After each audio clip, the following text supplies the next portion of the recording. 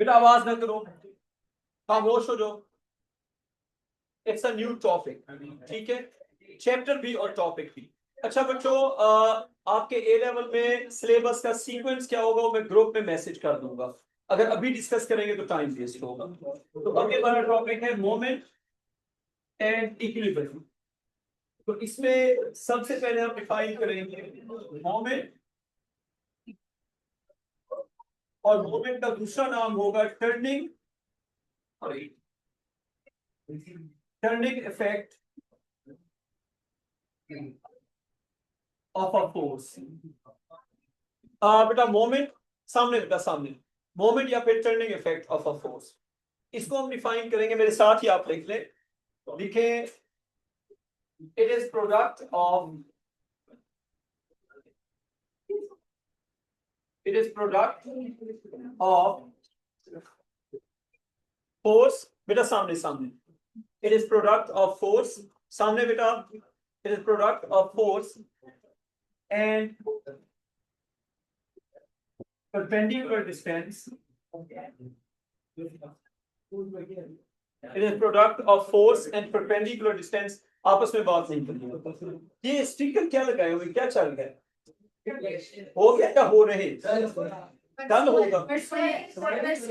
अच्छा अच्छा, हो गया हो गया हो गया, ठीक है, गुड गुड, पढ़ाई, ओके, मुझे नहीं पूछना, आप आगे पढ़ाई करो। अच्छा, इट इज प्रोडक्ट, बेटा सामने, डन। अब इस पे, अच्छा, अब किसी भी बच्चे की आवाज नहीं आएगी ताकि उसको डांट ना पड़े, तो डांट ना पड़ने के लिए आवाज भी नहीं। वो एक सामने, वो एक सामने, जो बच्चा बात करेगा क्लास के बाहर, मैं कंसेशन नहीं दूंगा।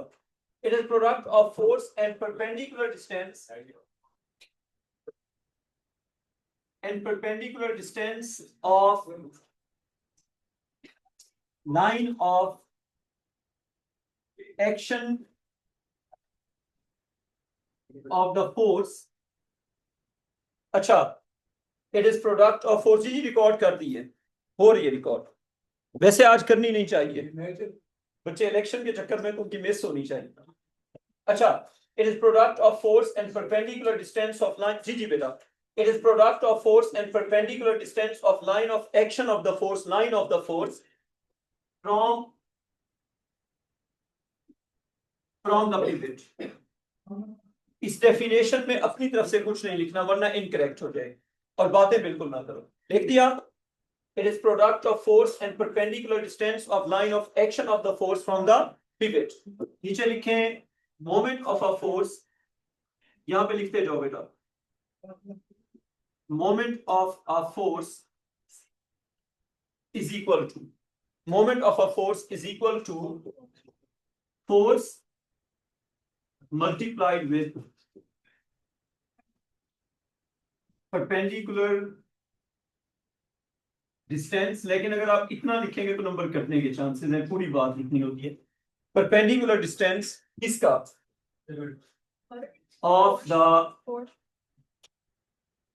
of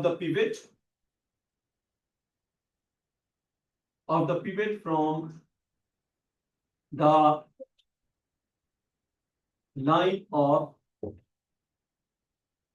the force। कॉपी कर लो। मोमेंट का कोई साइन होता है या नहीं होता, मोमेंट का हम कोई साइन यूज नहीं करते, हम पूरा वर्ड मोमेंट लिखते हैं। लिखे मोमेंट इज अ वेक्टर। कोई भी बच्चा अगर बात करेगा मैं उसे क्लास से निकाल दूंगा, वार्निंग नहीं मिलेगी, चाहे लड़की हो चाहे लड़का हो। आप थोड़ी सी बात करेंगे आप क्लास के बारे में। अच्छा, लेट नहीं हो गए थोड़े से, चलो चलो, बेटा मैं बात कर रहा हूँ, बीच में ना करो। अच्छा लिखिए जी, unit of moment, unit of moment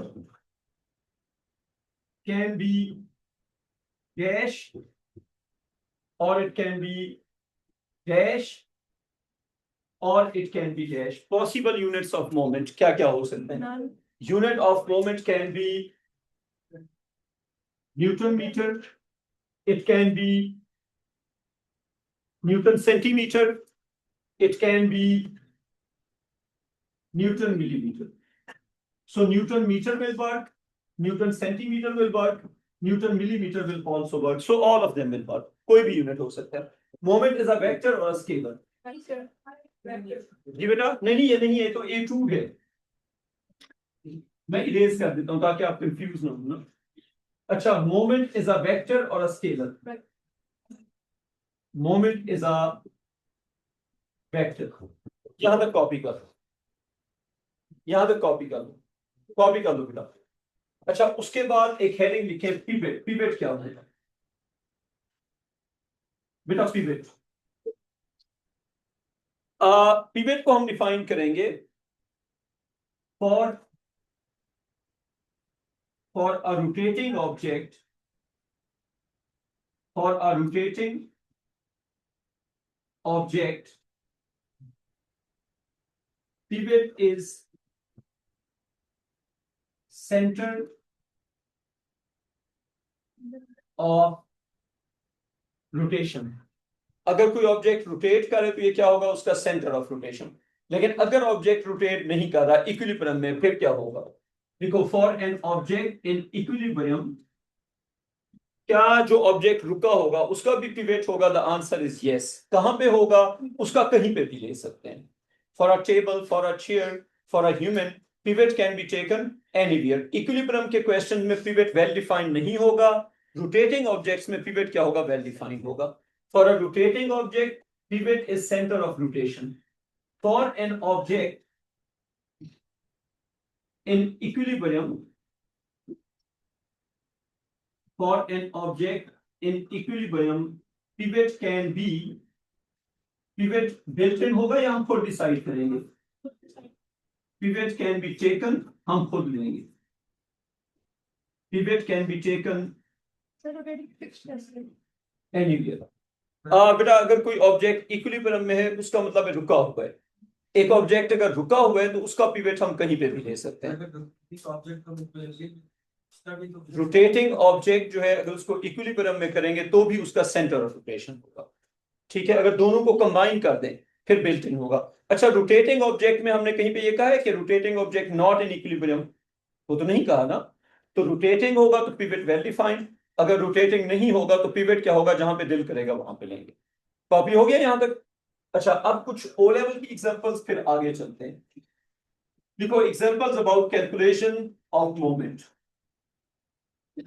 examples about examples about calculation of moment. बेटा, moment की calculation की examples about calculation of moment. Number 1, this is an object.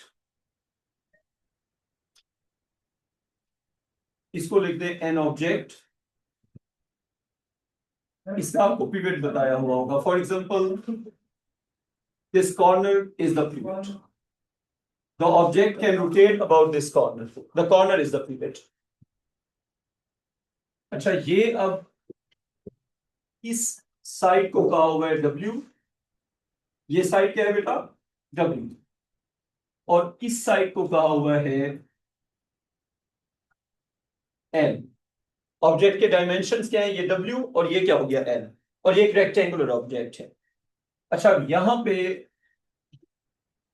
एक फोर्स एक्ट कर रही है F1. यहां पे एक फोर्स एक्ट कर रही है F1. बना दो F1. अच्छा, अब आपसे जो क्वेश्चन पूछा जा रहा है पहले स्टेप में वो ये है कि y is the moment, y is the moment of F1 0. इसका आंसर कोई भी बच्चा कर सकता है. हैंड रेज करो. y is moment of F1 0. जी बेटा, आप बताएं. Moment of F1 is 0. You have to tell why. क्योंकि जो F1 है वो कहां से पास हो रही है? पिवट से. इसको हम यूं भी कह सकते हैं कि फॉर एग्जांपल अगर आप डोर को खोलने की कोशिश करें और फ्रंट से फोर्स लगाएं तो डोर नहीं है. तो इसकी रीजन अब हम क्या लिखेंगे? F1 is passing through. देखिए, अगर हम F1 को एक्सटेंड करते हैं तो कहां से पास हो? ये हमारे पास हो गया पिवट, और F1 जो है अगर हम उसकी लाइन को एक्सटेंड करते हैं, if you extend the line of F1, these dots are the extension of F1. If the line of force of F1 is extended, ये हमने इसकी लाइन को एक्सटेंड किया, और ये मैंने डॉट्स क्यों बनाए, अदरवाइज ये विजिबल ना होता ना आपके लिए। तो F1 की line of action is passing through the pivot, तो हम कहेंगे कि F1 has no moment, F1 has no moment since its line of action, since its line of action, बेटा सामने फोकस करो, since its line of action is passing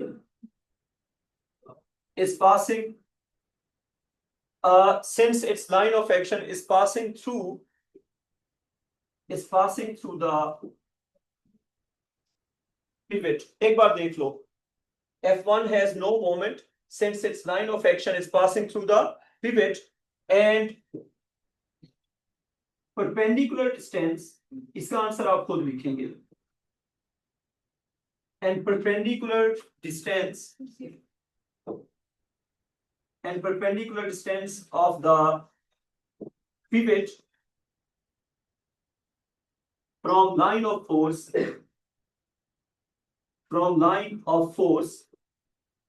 is dash, क्या लिखना है बेटा इस डैश पे, is 0. Perpendicular distance of line of force from the pivot is 0. Copy हो गया। अच्छा अब आ जाए नंबर 2 पे, सेकंड पार्ट में आपने बताना है कि कोई बोलेगा नहीं, ठीक है, सबने अपना अपना आंसर करना है। लिखेंगे सेकंड पार्ट, एक और फोर्स है F2, और वो जो F2 है वो यहां पे दिखाई गई है बेटा, ये फोर्स क्या है, दिस इज F2, बोलना किसी ने नहीं है। What will be moment of F2, बोलेगा कोई नहीं, what will be moment of F2। हाँ जी, अपना अपना आंसर लिख लो और फिर हैंड रेज करो। लिख दिया F2 का मोमेंट। युमना बेटा आप बता सकती हैं F2 का मोमेंट क्या होगा? F2 का मोमेंट मैं हिंट दे रहा हूं, F2 का मोमेंट हाँ बेटा क्या होगा, 0 होगा। क्यों होगा 0? पासिंग थ्रू द, F2 भी कहां से पास हो रही है, पिवट से। अच्छा मैंने F1 के बाद फौरन F2 क्यों पूछा है, ताकि आपको समझ आ सके कि कोई भी फोर्स जो पिवट में से पास करेगी उसका मोमेंट क्या होगा, 0 होगा, चाहे वो F1 हो चाहे वो F2 हो। तो इसका moment 0 as passing through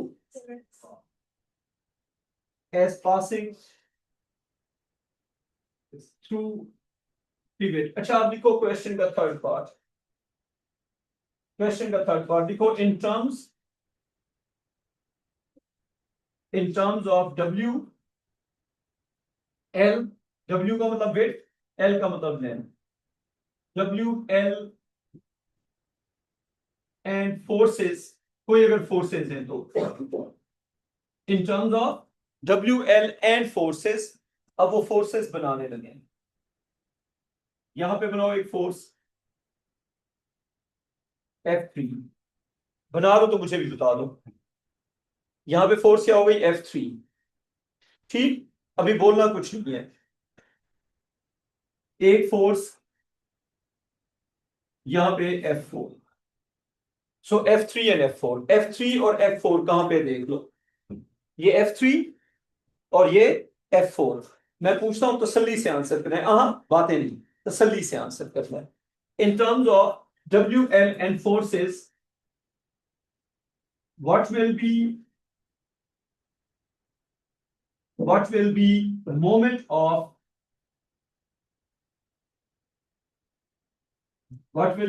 of F3।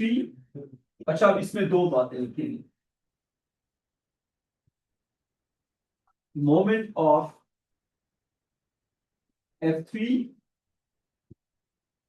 Newton metre उसका यूनिट, डायरेक्शन में क्या होगा बेटा, क्लॉकवाइज या फिर एंटी क्लॉकवाइज। जब लिख लो तो हैंड रेज करना। Moment of F3, moment of F3 clockwise या एंटी क्लॉकवाइज वो भी बताना है। चले अगर मैं आपसे पहले ये पूछूं, F3 का मोमेंट क्लॉकवाइज होगा या एंटी क्लॉकवाइज होगा? F3 का मोमेंट क्लॉकवाइज होगा। अगर आपको सोचने में ट्रबल आती है तो आप ये सोचें कि अगर हम F3 वाली जगह से पुश करते हैं तो इसकी मूवमेंट किस तरह की होगी। तो ये ऐसे आएगा ना, अगर ये ऐसे आएगा तो इट्स क्लॉकवाइज। ठीक है, तो पहला काम तो ये करते हैं कि सिर्फ F3 पे फोकस करते हैं। ये यहाँ पे छोटी सी ड्राइंग बना दो। F3 का परपेंडिकुलर डिस्टेंस लेवल करेंगे। पिवट यहाँ पे है, पिवट को फॉलो करना होता है। F3 कहाँ पे लग रहा है, इस जगह पे। अच्छा, F3 is the only force, if F3 is the only force and this is the center of rotation, what kind of rotation we are getting? Clockwise. So the rotation is इस तरह की, इसको लेबल कर दो clockwise rotation. एक और बात, अब इसका परपेंडिकुलर डिस्टेंस कितना है, इस फोर्स को एक्सटेंड किया, इस फोर्स को एक्सटेंड किया। अच्छा, ये मैं यहाँ पे इस तरह के डॉट्स क्यों बना रहा हूँ, ताकि विजिबल, क्यों बना रहा हूँ इस तरह के, ताकि विजिबल हूँ, ताकि आपको नजर आता रहे। अच्छा, आप देखें ये फोर्स हो गई F3, अब इसका परपेंडिकुलर डिस्टेंस कितना बन रहा है? हाँ जी बच्चों बताओ, F3 का पिवट के साथ परपेंडिकुलर डिस्टेंस कितना बन रहा है बेटा? W। आ गई ये समझ? तो F3 इंटू क्या हो जाएगा, W। F3 इंटू W, और क्लॉकवाइज या anti clockwise? F3 times W और क्लॉकवाइज। अच्छा, अब आ जाए जी नंबर 2 पे। नंबर 2 इज द लास्ट वन, इसका second part, moment of F4 and direction of that moment. अपना अपना आंसर करो, F4 का मोमेंट और उसकी direction. Number 2, moment of F4, moment of F4 और उसके मोमेंट की डायरेक्शन। अच्छा जी, अब आप मुझे ये बताएं कि F4 का पिवट से परपेंडिकुलर डिस्टेंस कितना बन रहा है? F4 का पिवट से परपेंडिकुलर डिस्टेंस L बन रहा है। अगर हम ड्राइंग बनाएंगे तो ये पिवट यहां पे हुआ ना, और F4 कहां पे एक्ट कर रहा है, इस जगह। F4 का जो डिस्टेंस बन रहा है पिवट से, ये वाला डिस्टेंस, ये डिस्टेंस बेटा L बन रहा है। कितना बन रहा है? L बन रहा है। तो उस हिसाब से मोमेंट क्या बन जाएगा, F टाइम्स L। कोई कंफ्यूजन इसमें? क्लॉकवाइज या एंटी क्लॉकवाइज? क्लॉकवाइज। अच्छा, मेरा आपसे एक सवाल है, वो केयरफुली सुनना है। इस क्वेश्चन में हमने जो फोर्सेस कंसीडर की है, या तो वो पास हो रही थी पिवट में से, या उनका डिस्टेंस था परपेंडिकुलर। क्या ऐसा हो सकता है कि फोर्स और डिस्टेंस परपेंडिकुलर ना हो? The answer is yes. In O level forces were always perpendicular to the given distance. In A level they may not be.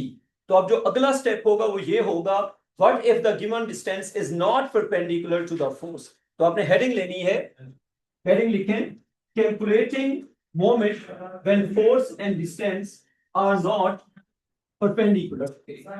बेटा हेडिंग लिखो,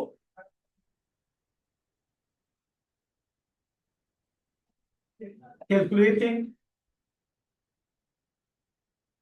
moment। बेटा बोर्ड पे calculating moment, calculating moment when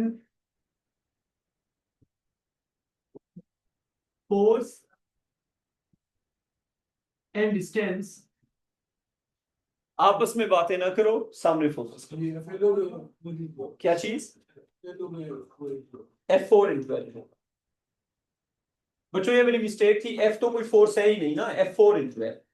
अच्छा, calculating moment when force and distance are not perpendicular, so a situation where the force and distance are not perpendicular। लिख दो, फिर understand करते हैं। लिख दिया? इसके लिए हम कुछ सिचुएशन ले लेते हैं। We should take a situation. Situation ये है कि ये बना दो ग्राउंड या हॉरिजॉन्टल ग्राउंड, आपस में बात बिल्कुल नहीं करनी। हॉरिजॉन्टल ग्राउंड, हाँ बेटा हॉरिजॉन्टल ग्राउंड बना दिया बच्चों, हॉरिजॉन्टल ग्राउंड बन गया हॉरिजॉन्टल ग्राउंड। अगली बात, इस हॉरिजॉन्टल ग्राउंड पे वी हैव दिस पेंसिल, यहां पे बना दो पेंसिल और आपस में बात बिल्कुल नहीं करनी। फिर इस हॉरिजॉन्टल ग्राउंड पे दिस इज अ पेंसिल, अपने हिसाब से पेंसिल की एक ड्राइंग बना दो। बना दी, बना दी। अच्छा, अब आई थिंक अगर ये पेंसिल गिरेगी तो ये पॉइंट इसका पिवट होगा, आप इससे एग्री करते हैं बच्चों? अगर ये पेंसिल गिरेगी तो ये पॉइंट क्या होगा इसका, ये पिवट होगा। अच्छा, अब यहां पे ये पेंसिल यूनिफॉर्म नहीं होगी। अगर आप में से किसी बच्चे ने कॉमन सेंस यूज करनी है तो बताओ, यूनिफॉर्म होता है जिसका सेंटर ऑफ ग्रेविटी सेंटर पे होता है, ये पेंसिल यूनिफॉर्म नहीं होगी। बताओ क्यों? क्योंकि थिन पार्ट, थिक पार्ट, तो सेंटर ऑफ ग्रेविटी सेंटर पे होगा या थोड़ा सा ऊपर करके होगा? थोड़ा सा ऊपर, समझिए बात, क्योंकि क्योंकि मैस यूनिफॉर्मली डिस्ट्रीब्यूटेड नहीं है। तो इस पेंसिल का सेंटर ऑफ ग्रेविटी, लेकिन लेकिन ऑब्वियसली ये सारा कुछ आपको बताया हुआ है। अब इस ड्राइंग को कंप्लीट करो। पहला स्टेप, यहां से सेंटर ऑफ ग्रेविटी इस जगह पे दिया हुआ है, इसको सी कहा हुआ है और वेट भी दिखाया हुआ है, वेट इज डब्ल्यू। बेटा आपस में प्लीज बात न करो, वेट इज डब्ल्यू बना दिया। सेंटर ऑफ ग्रेविटी से पेंसिल का वेट डब्ल्यू एक्ट कर रहा है। उसके बाद पिपेट और सेंटर ऑफ ग्रेविटी का जो डिस्टेंस है उसको डी कहा हुआ है। क्या कहा हुआ है बेटा? इसको डी कहा हुआ है। कर लो कॉपी, हो गया, इसको डी कह दो बेटा, ये डिस्टेंस डी है। अच्छा, इस एंगल को कहा हुआ है थीटा, इस एंगल को क्या कहा हुआ है? थीटा। अब मैं वन बाय वन क्वेश्चन पूछूंगा और आप बताते जाएंगे। हेडिंग क्या है? Calculating moment when the force and distance are not perpendicular. Heading क्या है बेटा? Calculating moment when the force and distance are at some angle. अच्छा, अब कुछ चीजें जो आप बताते जाएंगे। पहली चीज, is the pencil, is the pencil rotating is the pencil rotating clockwise और एंटी क्लॉकवाइज? कोई भी बच्चा आंसर कर सकता है। हाँ जी, pencil is rotating anti clockwise, ये तो ऑब्वियस है ना, एंटी क्लॉक वाइज। हसन ठीक हो गया बच्चों? आगे समझ Mohit? The pencil is rotating anti clockwise. अच्छा, उसके बाद अगला पार्ट। अच्छा, मुझे जल्दी से बताना, लंबी बात नहीं करनी। जो मैं रिकॉर्डिंग्स शेयर कर रहा हूं वो आपको मिल रही है ना? चलें ठीक है। डेली की क्लासेस की बेटा हमारा एक ग्रुप है व्हाट्सएप का। मैं रिकॉर्डिंग्स अब लगा रहा हूँ यूट्यूब पे। आपका मैंने क्लास का ग्रुप बना दिया है, उस ग्रुप के अंदर डेट वाइज सारी रिकॉर्डिंग्स होंगी। फर्ज करें आज की, कल की, परसों की, वो डेट वाइज मैं अपलोड करता जा रहा हूँ, ठीक है? ताकि लेटर ऑन अगर आपने रिवाइज करना है कोई सर्टेन पार्ट या क्लास का कोई आपने इवेंट देखना है या मुझे देखना है तो आप देख सकते, ठीक है? अच्छा, आगे चलते हैं। Is the pencil rotating clockwise or anti-clockwise? It is rotating anti-clockwise. आगे आ जाए, देखिए y is the moment of weight about the pivot। बेटा फोकस करना है अच्छी तरह से। y is the moment of the weight about the pivot, not w into d। हर बंदा अपना अपना आंसर लिखेगा। y is the moment of the weight about the pivot not equal to w into d। हम पूछते हैं सबसे पीछे वाला जो बंदा बैठा होगा उससे। अच्छा, नहीं पूछते बेटा, आप बताएं क्या होगा? पीछे तो वो भी बैठा है ना, मैंने कहा पीछे वाला बंदा। हाँ, देखिए पीछे वाले बंदे से पूछते हैं, पीछे वाले बंदे से पूछते हैं। हाँ बताओ, जल्दी बताओ। अच्छा हाँ जी, मोहित तुम बता दो बेटा, आप बता दें। बेटा distance is not perpendicular because the distance, बेटा W and D सामने, दिस इज रॉन्ग बेटा सामने this is wrong because W and D are not perpendicular. क्या आंसर होगा? परपेंडिकुलर नहीं है। तो हम इसका आंसर लिखेंगे moment is not WD as D is dash। Hasan इस डैश को फिल करो। as D is क्या लिखना है? as D is not perpendicular to W। कोई कंफ्यूजन इसमें? G और W परपेंडिकुलर नहीं है, इसलिए हम इस तरह से मोमेंट कैलकुलेट नहीं कर सकते सामने। अच्छा, अब नेक्स्ट पे आ जाएं। क्वेश्चन का नेक्स्ट पार्ट लिखें कि how will you calculate how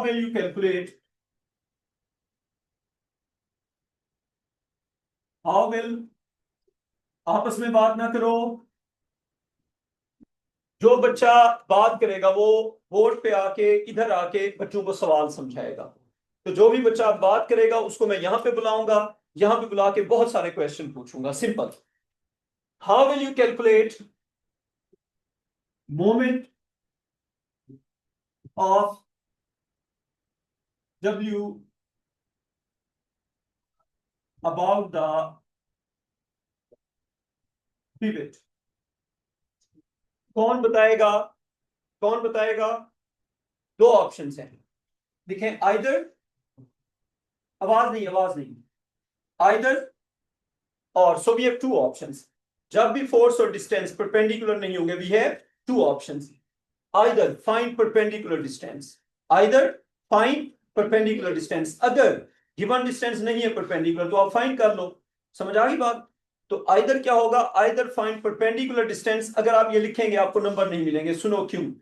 अगर आप लिखेंगे आइदर फाइंड परपेंडिकुलर डिस्टेंस तो कैम्ब्रिज वाले जो हैं वो आपको इसके नंबर नहीं देंगे, आपने ये नहीं बताया किसका। समझ आ गई बात? तो कैम्ब्रिज के एग्जाम में अगर आप कोई कमांड लिखते हैं, कोई इंस्ट्रक्शन लिखते हैं, कुछ भी लिखते हैं और आप स्पेसिफिक नहीं है, आपको नंबर नहीं मिलेंगे। As long you are not specific you have 0 marks.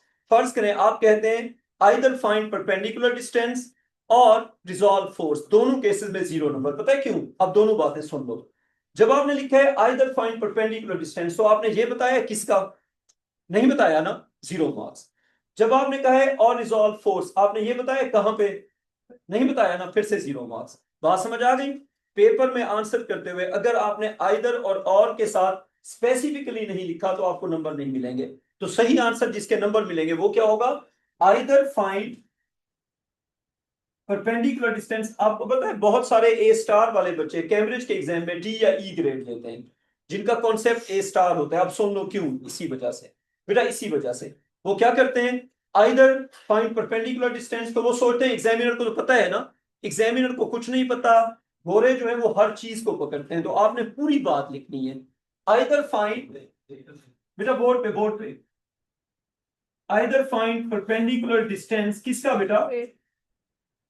Distance of gash from dash. Ahmed इसको फेल करो जरा, अहमद इसको फेल करो। Either find perpendicular distance of dash from dash, क्या लिखना है? ऑफ पिवट फ्रॉम, वेट कुछ नहीं होता, लाइन ऑफ वेट। वेट नहीं, क्या लिखेंगे? लाइन ऑफ वेट,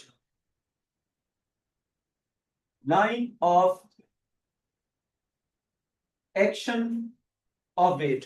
और 80% बच्चे या 70% बच्चे क्या मिस्टेक करेंगे? ये लिख के छोड़ दें। अगर आप ये लिख के छोड़ेंगे you'll get 0 मार्क्स। हालांकि कैम्ब्रिज वालों को नंबर देने चाहिए लेकिन वो नहीं देते। नीचे आ जाए, और के बाद क्या लिखना है? और रिजॉल्व फोर्स लिखोगे नंबर कट जाएंगे, क्योंकि आप किसकी बात कर रहे हैं? आप बात कर रहे हैं यहाँ पे वेट की, तो जिसकी बात कर रहे हैं उसी की बात करें। और रिजॉल्व वेट।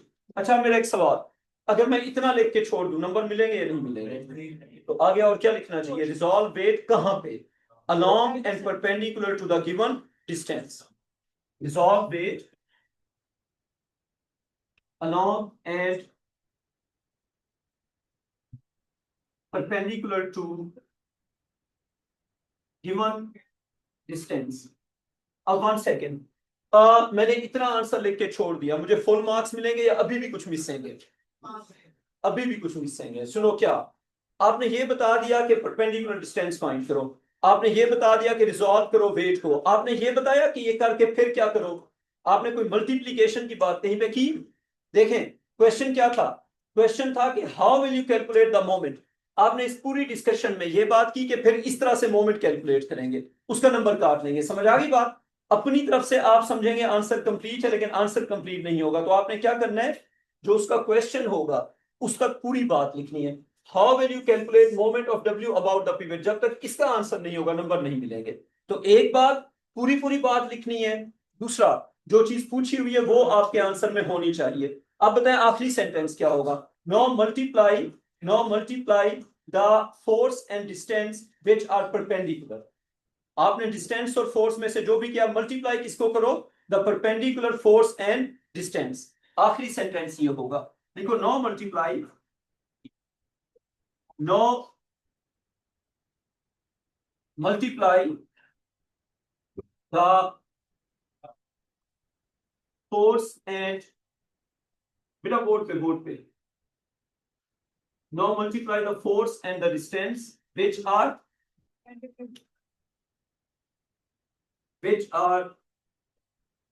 परपेंडिकुलर। अच्छा, इस क्वेश्चन का अगला पार्ट मैं आपसे कराऊंगा टोटली। क्वेश्चन का लिखो जी अगला पार्ट। अगला पार्ट ये है कि इसी की एग्जांपल चला रहे हैं, एग्जांपल ही चल रही है। अच्छा बच्चों, अब इसी क्वेश्चन का आ गया अगला पार्ट, ठीक है, वो मैं आपसे कराऊंगा। पेंसिल दोबारा बनाओ, जल्दी जल्दी। आवाज बिल्कुल नए मुझे, और अच्छी सी ड्राइंग बनानी है पेंसिल। ये मैं सबका चेक करूंगा अभी। मैंने कहा आवाज नए मुझे, बना दी? अच्छा, अब वेट एक्ट कर रहा था यहाँ पे, वो भी बना दो, डब्ल्यू कह दो उसको, और डिस्टेंस को क्या लेबल किया हुआ था? डी।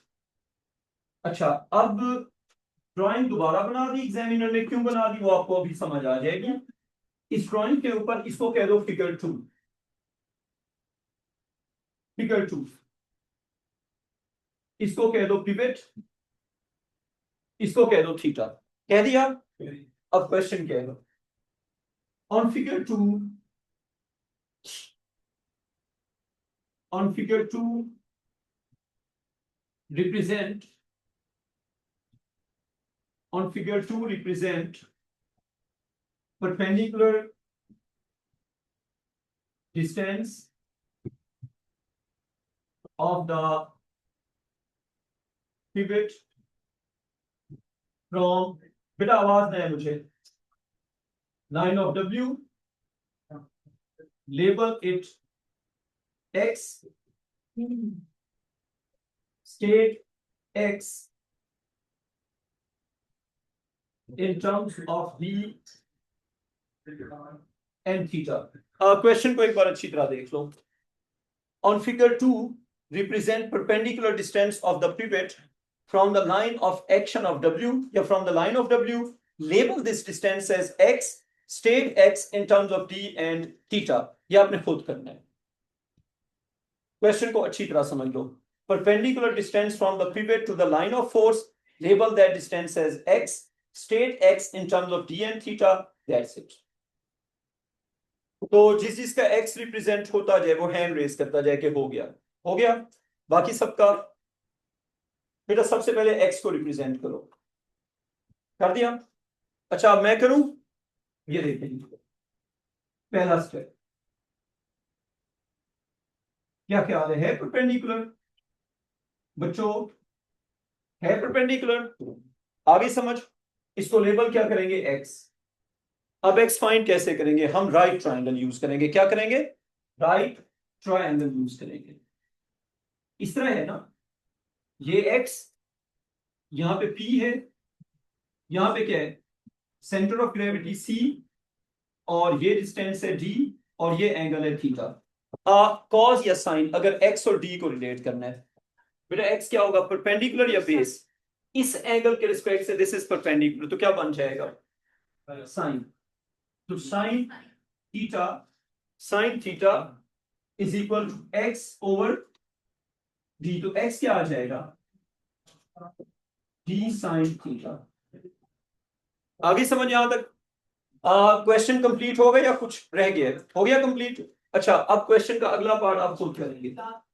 हाँ, ये करके फिर क्लास ओवर होगी। State moment of W in terms of W D and theta. State moment of W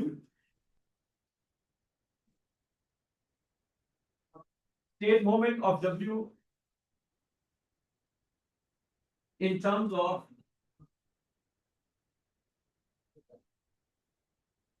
WD and theta। हाँ जी बच्चों, state moment of W in terms of WD and theta क्या होगा बच्चों?